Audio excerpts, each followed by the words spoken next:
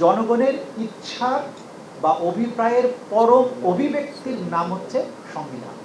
তার মানে সংবিধান একটা বিশাল বড় জিনিস না, বড় জিনিস হচ্ছে জনগণের অভিপ্রায়। মানে মানুষ যেটা চায় সেটা ট্রান্সলেট করলে সংবিধান হয়, জনগণের চাওয়া অনুযায়ী সংবিধানটা হয়। তাহলে জনগণের অভিপ্রায়টাই যেহেতু সর্বোচ্চ আইন, সেই জনগণের ইচ্ছাতে জুলাইয়ের বিপ্লব হয়েছে। জুলাই বিপ্লবের পরে একটা সরকার গঠিত হয়েছে। সেই সরকার একটা সর্বদলীয় ঐক্যমত্য কমিশনের মাধ্যমে রাষ্ট্রকে পুনর্গঠনের জন্য একটা সিদ্ধান্ত গ্রহণ করেছে।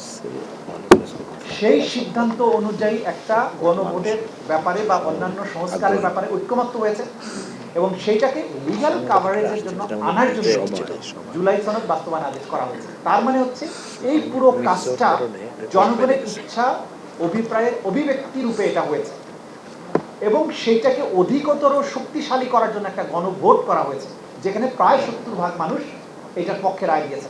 সুতরাং জনগণের অভিপ্রায়ের পরম অভিব্যক্তি হচ্ছে জুলাই সনদের কমপ্লিট বাস্তবায়ন এবং সেটার মধ্যেই গণভোটের রায় বাস্তবায়ন, সেটার মধ্যে সংবিধান সংস্কার।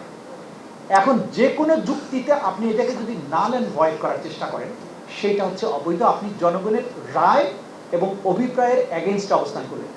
এখন বলছে সংবিধানের মধ্যে এটা ছিল না, সেটা ছিল না। সংবিধানের মধ্যে ওটা ছিল না এটা হিসাব করে তো জুলাই বিপ্লব হয়নি। বিপ্লব কি সংবিধানের মধ্যে আছে? নাই তো। জুলাই বিপ্লবের পরে যে বলেছে শিশির যে এই যে আপনি প্রধান উপদেষ্টা বানালেন, উপদেষ্টা হলেন, নাই। তারপরে যদি প্রধান উপদেষ্টা পরিষদ না থাকে, তাহলে নির্বাচনে যে আপনারা নির্বাচিত হলেন এমপি হিসাবে, তা আপনারা কোত্থেকে আসলেন? সংবিধান যদি থাকে তো 2028 না 29 নির্বাচন হবে, এখন আপনারা কারা? তাহলে ওনারা যেটা করছেন, কিছু অংশ ওনাদের পক্ষে যেটুকু যায় ওটা মানে, আর যে অংশটুকু তাদের বিপক্ষে যাচ্ছে সেটা একটা আইনি কূটতর্ক তৈরি করছে। আমরা আইনজীবীরা ক্লিয়ার করছি যে এই কূটতর্কটা আইনের দৃষ্টিতে গ্রহণযোগ্য না। খুব রাইটলি বলা হয়েছে। আপনি বলছেন জুলাই সনদ আদেশ ভয়েড আব ইনিশিও, কিসের ভিত্তিতে? আপনি কে?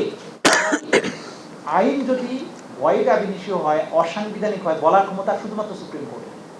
সুপ্রিম কোর্টে মামলা একটা হয়েছে, সেখানে আসেন, আর্গুমেন্ট করেন, যদি বাতিল হয় তখন দেখা যাবে।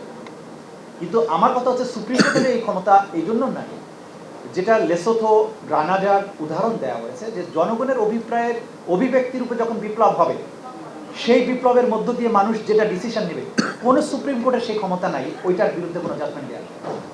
তা আমরা ক্লিয়ার করছি বিষয়টা যে জনগণের অভিপ্রায়ের ভিত্তিতে যে বিপ্লব হবে এবং জনগণ যেটা চাইবেন সেটা না পার্লামেন্ট নাল অ্যান্ড ভয়েড করতে পারবে, না supreme court null and void করতে পারবে, না কোনো নেতা বা কোনো নেত্রী রাজনৈতিক দল এটা পারবে।